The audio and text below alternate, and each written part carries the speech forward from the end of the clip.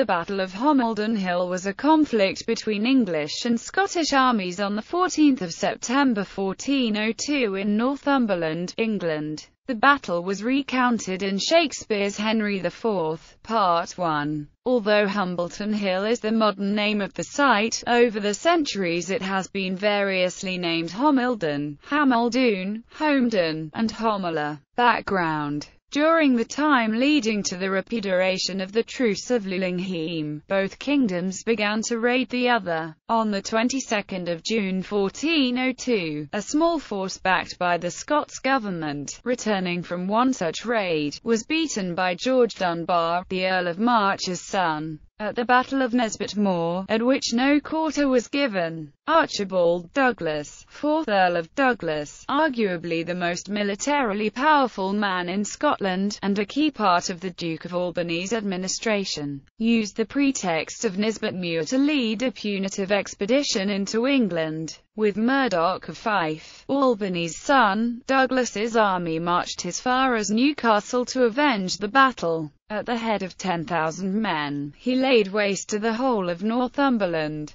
Battle. March persuaded Henry Percy, 1st Earl of Northumberland, and his son Harry, Hotspur, to lie in wait for the returning Scots at Wooler. Once Douglas's men had made camp at Millfield, a relatively low ground, the English army rushed to attack. The Scots did however have keen sentries, and the army was able to retreat to the higher ground of Homildon Hill, and organised into traditional Chiltern formations. Douglas had not learnt the lessons that had defeated his great-uncle at the Battle of Homildon Hill 70 years previously. The Chilterns presented a large target for the English longbowmen, and the formations started to break. 100 men, under Sir John Swinton of the Swintons of that ilk, chose to charge the enemy, saying, "Better to die in the melee than be shot down like deer." All perished. It has been suggested that Douglas hesitated to signal the advance of his main force, and when he did, it was too little too late.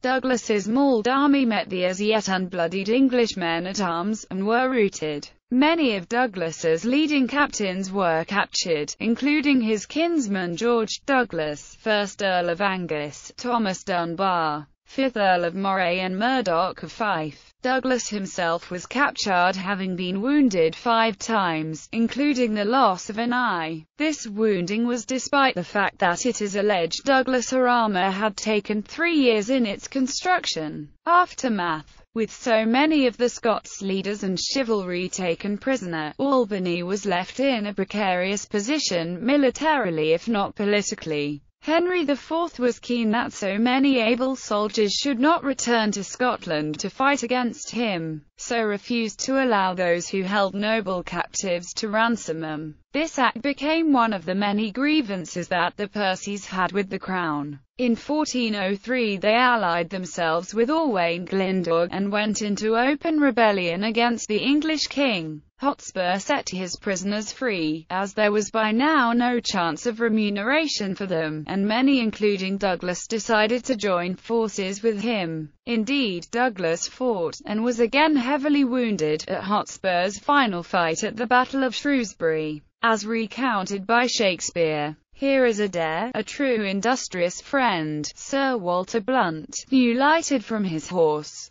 stained with the variation of each soil betwixt that Homildon and this seat of ours, and he hath brought us smooth and welcome news. The Earl of Douglas is discomfited. 10,000 bold Scots, 22 knights, balked in their own blood did Sir Walter see on Homildon's plains. Of prisoners, Hotspur took Mordache the Earl of Fife, and eldest son to beat, and Douglas, and the Earl of Athol, of Murray, Angus, and Menteith. And is not this an honourable spoil? A gallant prize? Ha, cousin, is it not? Shakespeare, Henry IV, Part 1, Act 1, Scene 1. Notable casualties: Sir Adam de Gordon, Scottish captain, killed in action. Sir John Swinton, 14th of that ilk, Scottish captain, killed in action. Sir John Livingston of Callander. Sir Alexander Ramsay of Dalhousie. Notable captives: Archibald Douglas, 4th Earl of Douglas. Murdoch Stewart, Earl of Fife. Thomas Dunbar, 5th Earl of Moray;